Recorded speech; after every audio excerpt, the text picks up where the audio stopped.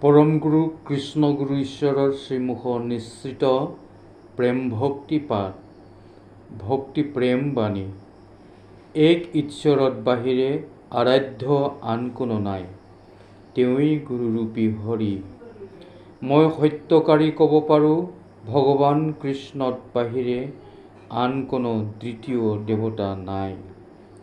ঈশ্বৰেই জগতৰ হৰ্তা কৰ্তা, জন্ম মৃত্যুৰ গৰাকী তেওঁই। ঈশ্বৰৰ বাহিৰে চিন্তা কৰিবলগীয়া আন কোনো নাই, তেওঁই জ্যোতিৰ্ময় শক্তি।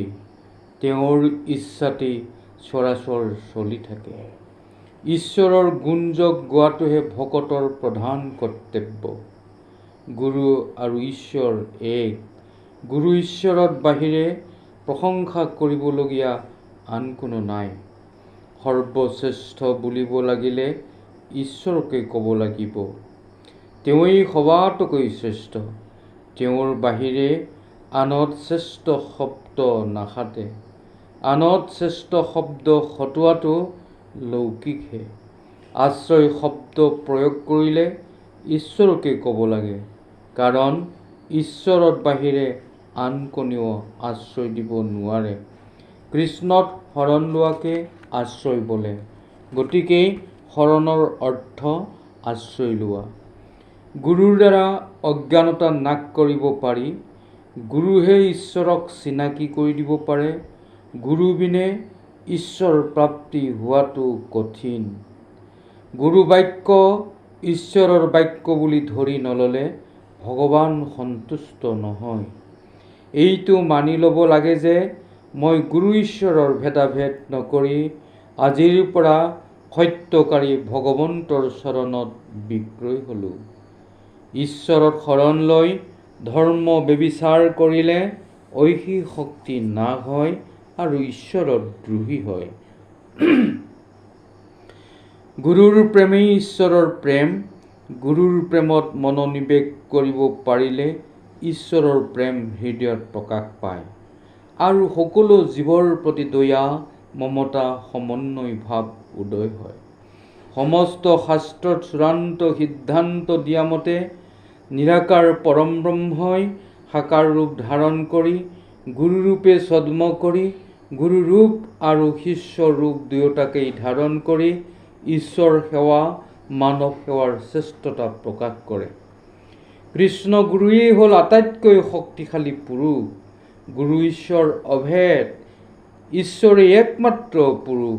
শক্তিশালী পুৰুষৰ ওপৰতেই ভয়ংকৰ বিপ্লৱ আহে, অথচ তেওঁ হাঁহি হাঁহি বিপ্লৱ নাশ কৰিব পাৰে। তেওঁৰ ওপৰতহে বিপদ সংকুল ধুমুহা আহে, তেওঁই সেই ধুমুহাকো বাৰণ কৰে। ঈশ্বৰ প্ৰেম।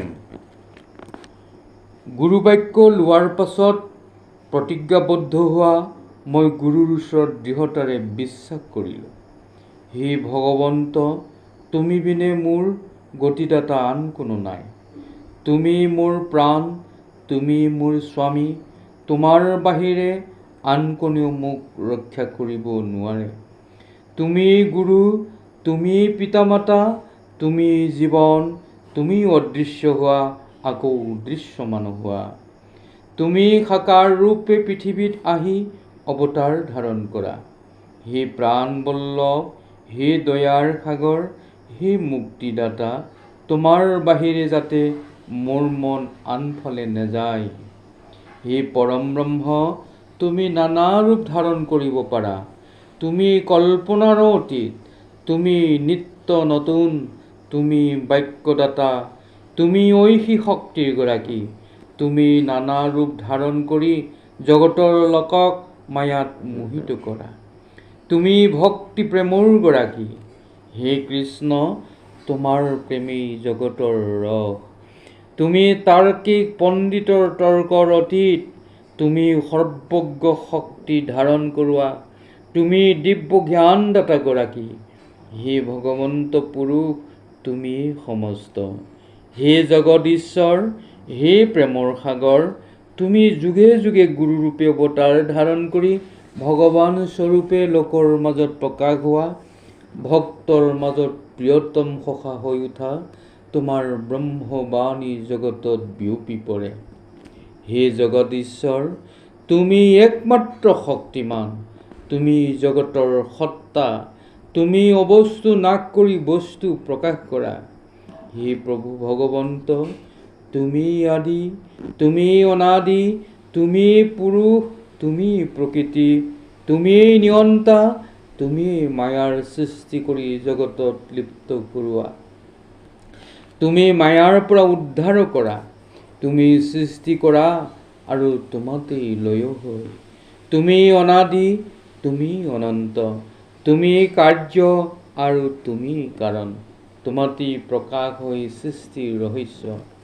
হে ঈশ্বৰ, তুমি সুখ দুখৰ গৰাকী, তুমি সৌভাগ্য দুৰ্ভাগ্যৰ গৰাকী, তোমাৰ পৰাই উত্তম আৰু অধম প্ৰকাশ পায়। তুমি সহজ কঠিন, তুমি তিতা মিঠাৰ গৰাকী, তুমি এন্ধাৰ আৰু পোহৰৰ গৰাকী, তুমি সকাম আৰু নিষ্কামৰ গৰাকী, তুমি সৃষ্টিকৰ্তা আৰু নাশকৰ্তা, তুমি পালনৰ গৰাকী। হে পৰম ব্ৰহ্ম, কৃপাৰ সাগৰ, ৰসৰ সাগৰ, তোমাৰ ইংগিততে চৰাচৰ জগত চলি থাকে। চন্দ্ৰ, সূৰ্য, বায়ু, আকাশ, পাতাল সকলো তোমাৰ অধীন।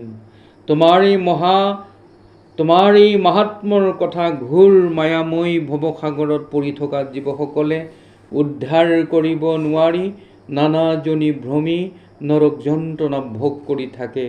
তাকো দয়া কৰি উদ্ধাৰৰ বাবে তুমি নিৰাকাৰ হৈও, জন্ম মৃত্যু ৰহিত হৈও, গুৰুৰূপে পৃথিৱীত জন্ম ধাৰণ কৰি প্ৰেমৰ নদী বোৱাই জগত উদ্ধাৰৰ বাবে তোমাৰ মহিমা তুমি ব্যক্ত কৰা।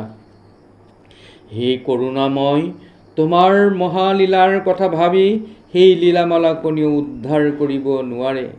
যিয়ে তোমাক ভক্তি কৰে, একান্ত মনে ভাবে, তুমি যে ৰসৰ সাগৰ উদ্ধাৰ কৰোতা, ভক্তি প্ৰেমৰ সাগৰ সৃষ্টি কৰোতা, দয়াৰ সাগৰ, কৃপাৰ সাগৰ, কৰুণাৰ সাগৰ, এই কথা ভাবি তোমাৰ নামতে, তোমাৰ ৰসতে বুৰ গৈ থাকে আৰু তোমাৰ বশ হৈ থাকে, তেনে ভিতৰ বাক্যত তুমি প্ৰকাশ হোৱা। হে ভকতৰ হৃদয়ৰ মণি, হৃদয় ৰঞ্জন, তোমাক হৃদয়ত স্মৰণ কৰি কৰি তোমাৰ ভকতে মায়া সংসাৰৰ কথা পাহৰি পেলায়। তেনে একান্ত ভকতৰ পিছে পিছে থাকি সদা সৰ্বদা তেওঁক তুমি ৰক্ষা কৰি থাকা। হে চিৰ সুন্দৰ, আত্মাৰ দৰে সুন্দৰ পৃথিৱীত আৰু দ্বিতীয় একো নাই। এই অমৃতময় কথা তুমি গুৰুৰূপ ধাৰণ কৰি লোক সমাজত প্ৰকাশ কৰা। এই সুন্দৰ আত্মাও তোমাৰেই প্ৰকাশ। তুমি যি ৰূপ ধাৰণ কৰা তাতেই তোমাৰ অদ্বিতীয় সুন্দৰতা প্ৰকাশমান হৈ উঠে। হে সুন্দৰ, তোমাৰ আৰাধনাই আমাৰ জীৱনৰ খেল। হে মোৰ সত্য, মোৰ জীৱনৰ লক্ষ্য তুমিয়েই। এই পথৰ সন্ধান দিওঁতাও তুমিয়েই। মানৱ জীৱনৰ চৰম লক্ষ্যত উপনীত কৰোঁতাজন তুমিয়েই। লক্ষ্যচ্যুত কৰোঁতাজন তুমিয়েই। তোমাৰ ইচ্ছাৰ বাহিৰে, তোমাৰ আজ্ঞাৰ ব্যতিৰেকে এই চৰাচৰ জগতৰ গছৰ পাত এটিও লৰচৰ নহয়। তুমি সকলোৰে আধাৰ। হে পৰম ঈশ্বৰ, পৰম ব্ৰহ্ম, ৰসময়ী ভক্তিৰ আধাৰ, তোমাক ভক্তি কৰাজনক, তোমাৰ প্ৰেমত মুগ্ধ হোৱাজনক, তোমাক প্ৰাৰ্থনা কৰাজনক, তোমাক চিন্তা কৰাজনক তোমাৰ ভক্তি প্ৰেমেৰে সদায় বুৰাই ৰাখা। যেনেকৈ ভোমোৰাই ফুলত পৰি ফুলৰ মৌ ৰস পান কৰি থাকোঁতে ফুলৰ গন্ধলৈ মন নকৰে, ঠিক তেনেদৰে ভকতেও তোমাৰ ৰস পান কৰি থাকোঁতে অন্য দিশৰ কথা পাহৰি তোমাৰ ৰসতে আপোন পাহৰা হৈ যায়। তেনে প্ৰেমত মুগ্ধ হৈ থাকিবৰ বাবে আমাৰ প্ৰতি দয়া কৰা, কৃপা কৰা। হে তাপহাৰী, ত্ৰিতাপযুক্ত সংসাৰত তাপগ্ৰস্ত হৈ বিষয় বনিত যা যাব ধৰা, হলাহল বিষ পান কৰা, জীৱৰ মুখৰ পৰা বিষ কাঢ়ি আনি অমৃতময় হৰিনাম দান কৰোঁতাজন তুমিয়েই। হে ভগৱন্ত বিষ্ণু, তুমি সমস্ত জগতৰ পাপহাৰী, তুমিয়েই শান্তিদাতা, তুমি বিনে শ্ৰেষ্ঠ জগতত আন কোনো নাই। মহাপ্ৰেমৰ সৃষ্টি কৰোতা, প্ৰেমময় পুৰুষ, জগতৰ আধাৰ, জগতৰ মংগলময় পুৰুষ তুমিয়েই। তোমাক ভক্তি কৰিবৰ বাবে জগতবাসীক কৃপা কৰা। হে ভগৱন্ত পুৰুষ, তুমি তোমাৰ গুণ যশৰ কথা লোকৰ মাজত প্ৰকাশ কৰা। ভক্তৰ মাজত নিজকেই ঈশ্বৰ বুলি ধৰা দি জগতত তোমাৰ মাহাত্ম্য প্ৰকাশ কৰা। অভক্তৰ মাজত তুমি ছদ্মৰূপ ধাৰণ কৰি নিজক লুকুৱাই ৰাখি সৃষ্টিৰ ৰহস্য অটুট ৰাখা। সেইবাবে তোমাৰ ৰহস্য বুজিব নোৱাৰি বিষয়ত মগ্ন হৈ ককবকাই থাকে তেনে লোককো তুমি কৃপা কৰা। আত্মা অনাত্মা আনন্দ। হে ভগৱন্ত পুৰুষ, তোমাক মই বিশ্বাস কৰি খোৱা খাদ্যাদি প্ৰসাদ আদি আত্মতৃপ্তিৰ বাবে ভজন কৰোঁ। লোকৰ মাজত সৎ কথা আলাপন, সুসংবাদ প্ৰচাৰ, ভগৱানৰ গুণানুকীৰ্তন কৰা আদিয়ে আভ্যন্তৰত আনন্দময় তৃপ্তি প্ৰকাশ কৰে। তেতিয়া আনন্দ লাভ হয়। হে আমাৰ প্ৰাণ প্ৰভু, আমাৰ জীৱনৰ সত্যতা অসত্যতা পাপ পুণ্যাদিৰ গৰাকী সঁচাকৈ তুমি। আমাৰ সৌভাগ্য আমাৰ দুৰ্ভাগ্য সৌভাগ্য তুমি। আমাৰ বাস্তৱ অবাস্তৱ তুমি, পথৰ প্ৰহৰীও তুমি। হে প্ৰভু, যদি আমি ঘোৰ অপৰাধ কৰোঁ, কুকৰ্মত ৰতো হওঁ, অন্যায় অনাচাৰ পথ ধৰোঁ, ঘোৰ অপৰাধী হিচাপে আমাকেই তুমি শাস্তি বিহিবা।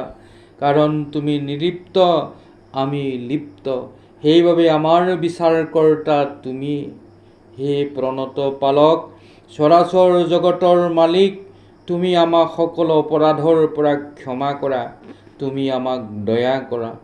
হে সৰ্বশ্ৰেষ্ঠ দয়াৰ সাগৰ, সৰ্বোত্তম, তোমাক আমি পাহৰি গ'লেও তুমি আমাক নাপাহৰা। তোমাক আমি এৰাই ফুৰিব খোজো যদিও তোমাৰ ওচৰৰ পৰা আঁতৰিব নোৱাৰোঁ। তোমাৰ কথা ভাবি আমি বিপুল আনন্দ অনুভৱ কৰোঁ। হে ভগৱন্ত পুৰুষ, মোক তুমি দয়া কৰা, তুমি কৃপা কৰা। তজু দাস হিচাপে আমাক আঁকোৱালি লৈ তোমাৰ গুণ কীৰ্তন, তোমাৰ যশ কীৰ্তন গোৱাৰ বাবে হৃদয়ত স্থিত হৈ আমাক সুজ্ঞান দি লোক সমাজৰ মাজত হে অভক্ত পুৰুষ, তোমাৰ নামেৰে অভক্তক ব্যক্ত কৰা। তুমি প্ৰসংগমূলক সৎবাণী প্ৰকাশ কৰিবলৈ সহায় কৰা, কৃপা কৰা। হে নাৰায়ণ, তোমাৰ মুখেৰেই বেদবাণী প্ৰকাশ পাইছিল, নিগম তত্ত্ব ভাগৱত প্ৰকাশ পাইছিল। তুমি নিজ ৰূপ ধাৰণ কৰি সমস্ত কথা জগতত বিয়পাই দিয়া। হে সনাতন পুৰুষ, তোমাৰ কৃপা নহ'লে জগতত কোনো লোকৰে তোমাৰ গুণযশ প্ৰকাশ কৰিবৰ শক্তি সামৰ্থ্য নাই। তোমাৰ কৃপাতহে নিগম তত্ত্বৰ পৰম আনন্দ লাভ কৰিব পাৰি। হে পৰম সত্তা, এই বিনন্দীয়া জীৱনধাৰা তোমাৰেই সৃষ্টি। হাঁহি কান্দনৰে ভৰা সংসাৰ সাগৰত জীৱই তোমাক নিচিনি, তোমাক নাজানি মৰীচিকা খেদি ফুৰে। তুমি মৰীচিকা খেদি ফুৰা জীৱক মিছা মৰীচিকাৰ সম্ভেদ দি আনন্দ প্ৰদান কৰা। হে জগতৰ নায়ক, সংসাৰ ৰংগমঞ্চখন তুমি সজালা, ভাৱৰীয়াও তুমি সৃষ্টি কৰিলা। মিছা আৰু সঁচাৰ নায়কৰ অভিনয় কৰোৱাই সঁচাক প্ৰকাশ কৰি তুমি পোহৰ বিলালা। তোমাৰ সত্যৰ চানেকিৰে, অহিংসাৰ বাণীৰে, তোমাৰ গুণত মুগ্ধ হৈ তোমাৰ সংসাৰৰূপী নাটঘৰৰ ভাৱৰীয়াই আত্মপ্ৰেম লাভ কৰে। হে সনাতন পুৰুষ, অক্ষয় অব্যয় পৰম ব্ৰহ্ম, মোৰ ভক্তি কৰিবলগীয়া আন কোনোৱেই নাই। তুমি সনাতন ধৰ্মৰ মালিক। তোমাৰ শ্ৰীমুখ নিশ্চিত বাণী এই হৰিনাম ধৰ্ম গ্ৰহণ কৰি হৃদয়ংগম কৰি ভক্তসকলে আনন্দ লাভ কৰে। হে নিৰাকাৰ নিৰঞ্জন, হে নিৰাময়, হে পৰম পুৰুষ, তুমি জগতত অন্তৰ্যামী ৰূপে সমস্ত ভূততে প্ৰৱেশ কৰি সমস্ত জীৱকে চলাই আছা।